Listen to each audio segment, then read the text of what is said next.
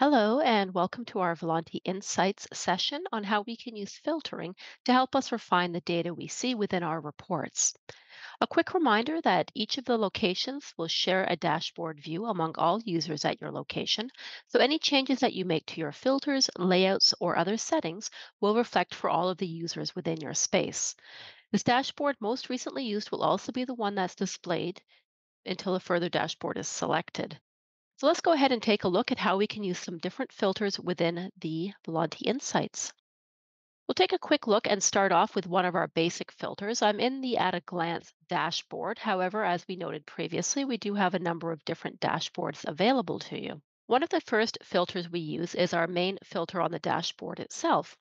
Currently, it's set to today's date. So my day is currently for today. However, I can additionally filter to other days. I'm going to go ahead and choose custom from here and set my date to a date last month. Let's go ahead and pick the 20th and I'll apply.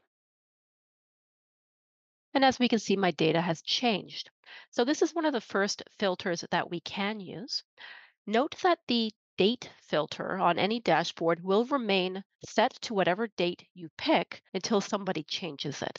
So for example, if I choose one of my other dashboards and go to employee stats, my current close day is 8/10/2023. This information will be very different than my today information. So I'll go ahead and set us back to today and apply. And as we can see, my data is different.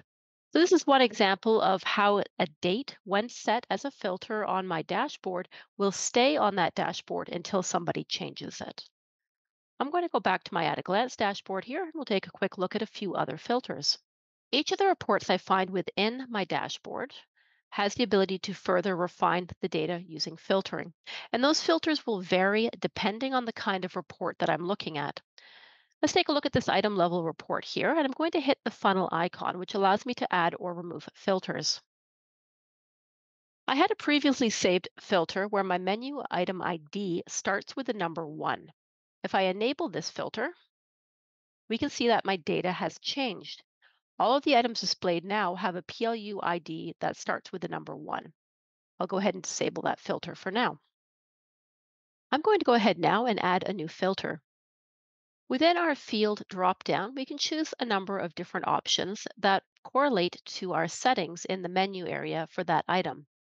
Each of these settings is going to offer us different filtering choices. So for example, if I choose category, my condition types may look slightly different than the condition types for any other area. So in this case, I've got equals, contains, does not contain, and so on.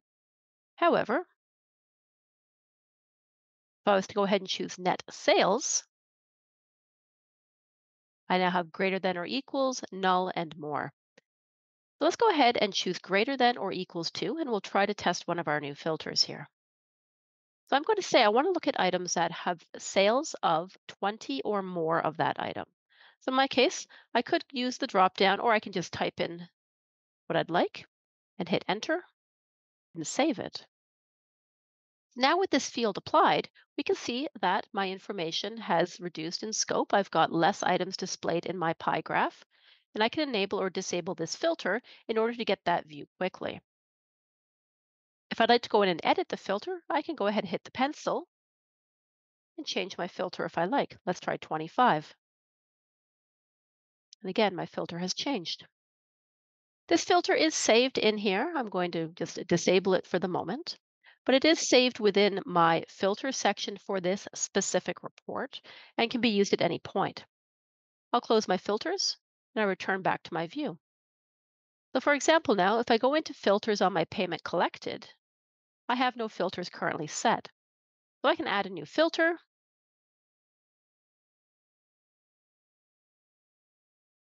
You see quite a large variety of choices, right? Quantity, greater than or equals 10, and save. In my case, that only accounts for cash in this case because I had more than 10 cash sales.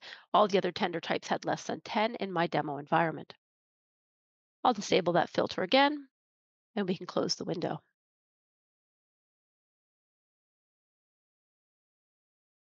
When it comes to filtering on list view reports versus pie graph or line graph reports, Similar pieces come into play. I can add or remove filters. In this case, I had one previously saved called cash. As we can see, I only see the cash amount that was brought in on this report. I'll go ahead and close out this filter here as well. We do have the ability of adding advanced filtering to our master dashboard. So to do that, I'll choose the filter icon here at the top of the dashboard, where I do have the option of close day already configured. I can disable the filter or enable the filter. If I like, I can add additional. I can either add a new single filter or I can add a filter set. In this case, a filter set may contain some advanced filters for me to choose from. This is a pre-configured grouping that may be available to you on this particular dashboard. I'll choose advanced filters and choose to add set. So as we can see now on the left-hand side, I've had an additional piece added for advanced filters. If I click on this, I have the ability to filter by terminal, by employee, or by section. Let's go ahead and choose employee. Employee contains and a value, and start typing in ALI, and we'll save. Now I'm only seeing data that was brought in by myself on my testing. So we can enable and disable different filtering here. I'll go ahead and just close this out. And I'm going to close my advanced filter, which actually removes that filter from the set entirely. So a few things we can do here. I also have the ability to arrange my columns in different views and different ways. So if I take a look at my sales by items and categories, if I hover on the item and click on it, we can see the up and down arrow has changed. This is letting me filter it by alphabetical. I can do the same for net sales quantity. We can change as well. However, I cannot click and drag my columns into different positions. What we see is what we get on screen. But it does give us the ability to sort our information. If I take a look at other dashboards, let's go back to employee stats for a moment. We see I have the advanced filter and the close day filters enabled for this report. And as we look at different reporting, we do see that those filters have applied. And as noted, each of our filters does have different options for filtering. Thank you for watching this quick video on filtering within the Volanté Insights reporting module.